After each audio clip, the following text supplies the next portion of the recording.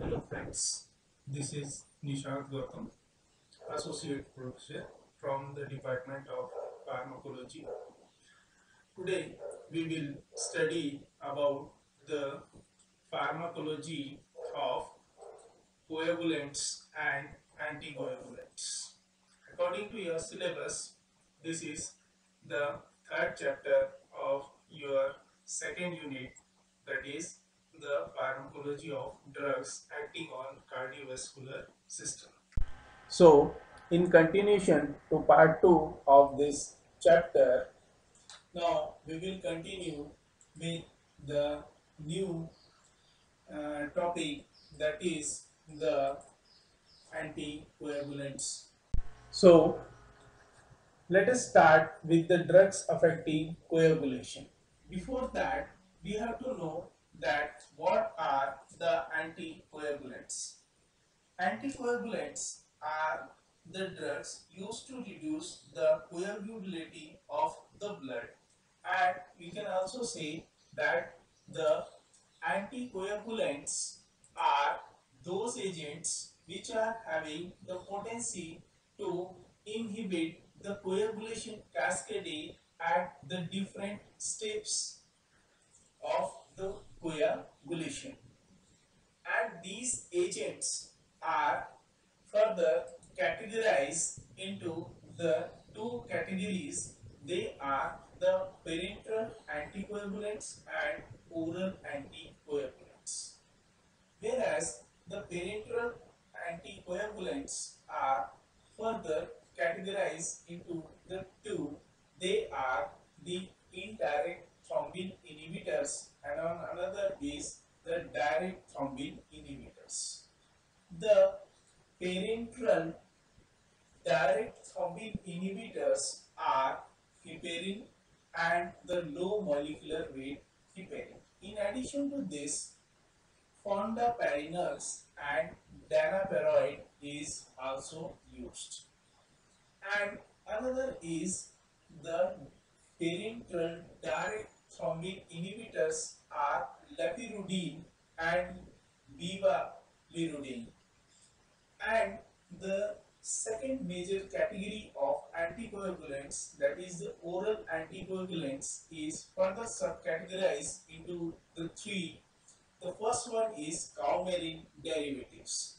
The coumarin derivatives here are bis hydroxy coumarin, warfarin sodium, and nicoumalone. And the second subcategory of oral anticoagulant is direct factor 10A inhibitor. That is 10 activator inhibitor factor is rivaroxaban. And the another third subcategory of oral anticoagulant is the oral direct thrombin inhibitor. That is the drug used in this category is the dabigatran etixylate. And in addition to parenteral anticoagulant and oral anticoagulant, there are some in vitro anticoagulants are there. They are the heparin, sodium edetate, sodium citrate, and the sodium oxalate. Now, let us discuss the topic heparin and its derivatives. Actually, heparin is a powerful and instantaneously acting anticoagulant. It is effective both in vivo and in vitro. It acts indirectly by activating the plasma antithrombin 3, denoted as the AT3. The antithrombin 3 is a serine proteinase inhibitor. The heparin and antithrombin 3 complex then bind to the clotting factor of the intrinsic and common pathways. In intrinsic common pathways, the activated factors 10, second, 9, 11, 12, and 13 is get interacted with that of the heparin and made inhibited by the heparin. So the with this inactivation of these factors, there is the seventh activated factor is inoperated with the heparin because it is operative in the extrinsic pathway. So here the heparin acts on the intrinsic pathway only. At the low concentration of heparin, factor 10A mediated conversion of prothrombin to thrombin is selectively affected. So the heparin is a glyoxaminoglycan found in the secretory granules of mast cell, as synthesized from UDP sugar precursor as a polymer of alternating D-glucuronic acid and N-acetyl D-glucosamine residues. Further, heparin is artificially extracted from the porcine intestine mucosa, which is rich in the mast cell. Now, just to focus on the features of heparin, low molecular weight heparin and fondaparinux. Here, the source of heparin and low molecular weight heparin is biological, but whereas the source of fondaparinux is synthetic. In this sequel, the molecular weight of heparin is 15,000 and of LMWH is 5,000, whereas of the fondaparinux is 1500. The main point to be noted over here, just focus on this point, that is the target of heparin is the activated 10th and the second factor, whereas the target of low molecular weight heparin is also same, that is the activated 10th and second factor, but whereas the target of fondaparinux is activated 10th factor only. If we will see, the bioavailability in the percent of heparin is 30%, but whereas the bioavailability of low molecular weight heparin is 90%. But in case of the fondaparinux, it is 100%. And if you will see, the T half in hours of heparin is only 1 hour, whereas the T half of the low molecular weight heparin is 4 hours, and in addition to this, the T half of the fondaparinux is 17 hours. The renal excretion is not there of the heparin, but is there of the low molecular weight heparin and the fondaparinux. The antidote effect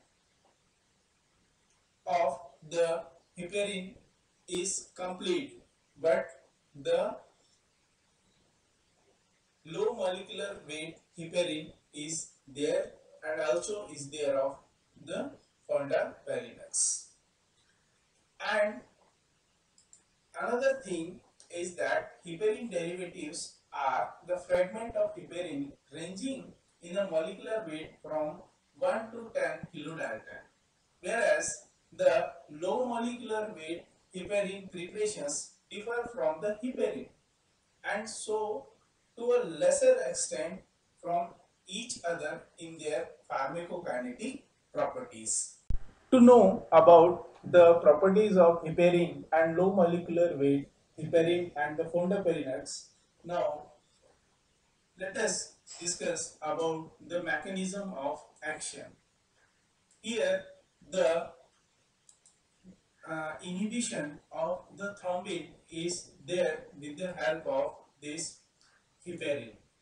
Heparin binding to antithrombin 3 induces the conformational changes in antithrombin that renders its reactive site more accessible to the target protease. So that what happens, the antithrombin inhibits activated coagulation factors 10, second, 9, 11, 12 and 13 in the intrinsic and common pathways. Whereas this induces a conformational change in the reactive center loop of antithrombin that accelerates its interaction with factor 10 and factor second. Both the are in the activated form to potentiate thrombin inhibition. Where at the low concentration of heparin, factor, that is the activated 10th factor, mediated conversion of prothrombin to thrombin is selectively affected. The anticoagulant action is exerted mainly by the inhibition of the activated 10th factor as well as thrombin, that is the activated second factor, mediated conversion of the fibrinogen to the fibrin. Now, see here the some other pharmacological properties of heparin, like the high dose of heparin can interfere with platelet aggregation, so thereby prolong the bleeding time. And also lipoprotein lipase hydrolyzes triglycerides to glycerol and free fatty acids. And in addition to this, the heparin clears lipemic plasma in vivo by causing the release of lipoprotein lipase into the circulation. Then the another form of heparin is the low molecular weight heparin. This is how the low molecular weight heparin works. It predominates the effect on the activated 10th factor. The low molecular weight heparin is made by the fractionation of the heparin into the molecular weight up to 3000 to 7000 by different techniques. Low molecular weight heparin have a different anticoagulant profile such that selectively it inhibits the factor 10 with a little effect on activated second factor. They act only by inducing conformational change on the 83 and not by providing a scaffolding for interaction of 83 with that of the thrombin. As a result, what happens? The low molecular weight heparin have smaller effect on the postpartum hemorrhage and whole blood clotting time than unfractionated heparin. Relative to anti-factor 10 activity. And in addition to this, the low molecular weight heparin has the greater anti-factor 10A activity than the anti-second activated factor activity. And the ratio ranges from 3:1 to 2:1 depending on the preparation. And it is given by subcutaneous route and have a greater half-life. Now, let us focus on fondoxyparinax. This fondoxyparinax is a synthetic derivative of the heparin.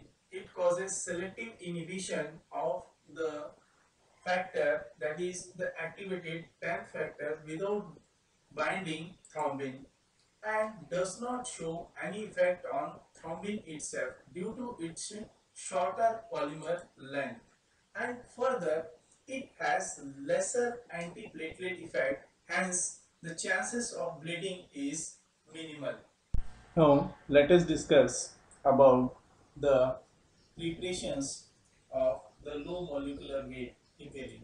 They are the enoxaparin, dalteparin, tinzaparin, ardaparin, nitroparin, and raviparin. All these preparations of low molecular weight heparin is not absorbed through gastrointestinal mucosa and therefore must be given parenterally. The another feature, low molecular weight heparin and fondaparinux are absorbed more uniformly after subcutaneous injection. The another point to be noted over here that heparin appears to be cleared and degraded primarily by the reticuloendothelial system. A small amount of undegraded heparin also appears in urine. If we will see the toxicity and the adverse event, it shows the bleeding. Major bleeding occurs in 1 to 5% of patients treated with intravenous heparin for venous thromboembolism, whereas the incidence of bleeding is proportionate to the degree of prolongation of the activated partial thromboplastin time, that stands APTT. And if life-threatening hemorrhage occurs, the effect of heparin can be reversed quickly by the intravenous infusion of protamine sulfate, a mixture of basic polypeptides isolated from salmon sperm. Then protamine can bind tightly to heparin and thereby neutralize its anticoagulant effect. Likewise, we can see its antidote also. Heparin induces thrombocytopenia. Heparin induces this thrombocytopenia, that is the platelet count less than 1,50,000 per ml, or a 50% decrease from the pre-treatment value, occurs in 0.5% of medical patients 5 to 10 days after the initiation of therapy with that of the heparin. Then the another is the abnormalities of heparin function test, and there is also the risk of osteoporosis is lower with low molecular weight heparins or fondaparinux than it is with the heparin. The contraindications are the bleeding disorders in the history of heparin-induced thrombocytopenia and severe hypertension. There is the risk of cerebral hemorrhage, threatened abortion, piles, gastrointestinal ulcer, and risk of aggravated bleeding. Subacute bacterial endocarditis, risk of embolism, a large malignancies, that is risk of bleeding in the central necrosed area of the tumor. Tuberculosis, risk of hemoptysis. Ocular and neurosurgery, lumbar puncture, and in the chronic alcoholic cirrhosis and in the renal failures. Whereas the aspirin and other antiplatelet drug should be used very cautiously during the heparin therapy. Heparin antagonist, which we are using therapeutically for the heparin toxicity, is the protamine sulfate. What happens if the effect of heparin can be reversed quickly by the intravenous infusion of protamine sulfate? That is a mixture of basic polypeptides isolated from the salmon sperm. Protamine binds tightly to the heparin and thereby neutralizes its anticoagulant effect. The dose of protamine sulfate is 1 mg for the 100 unit of the heparin. The another important point is the protamine only bind with that of the long heparin molecules. So what happens? The protamine only partially reverses the anticoagulant activity of the low molecular weight heparins and has no effect on that of the fondaparinux. Then let us discuss about the parenteral anticoagulants. The Hyaluron is a specific irreversible inhibitor of thrombin obtained from salivary gland of the leech. The lepirudin is the recombinant form of the hyaluron, which is used as an anticoagulant in heparin-induced thrombocytopenia and associated thromboembolic disease. In addition to this, it has an off-label use in prevention of ischemic complications associated with unstable angina, and the side effect is the hemorrhage, hematuria, and increased transaminase. Now, after this, just to focus on this chart. Here I summarize some other parenteral anticoagulants with their mechanism and the uses. See the drug Drotrigogen alpha human recombinant protein C. With what mechanism it is working and what is its use.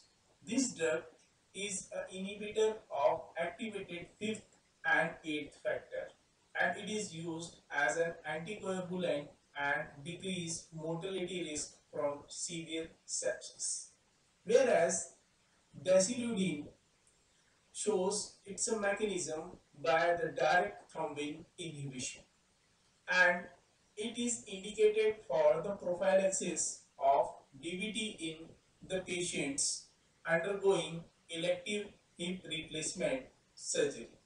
Whereas the divalirudin is also a direct thrombin inhibitor, is used as an alternative to heparin in patient undergoing percutaneous coronary angioplasty or cardiopulmonary bypass surgery.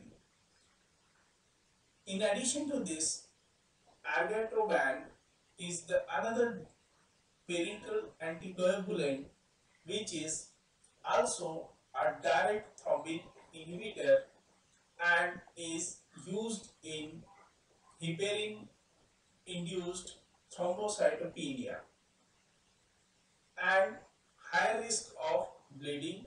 Monitoring of the activated partial thromboplastin time, that is APTT, and the thrombin time, that is TT. Likewise, I summarize the drug with their mechanism and uses just to focus on this chart and try to remember their mechanism and the therapeutic uses. So that's all for the day. We will continue the same chapter in part 4.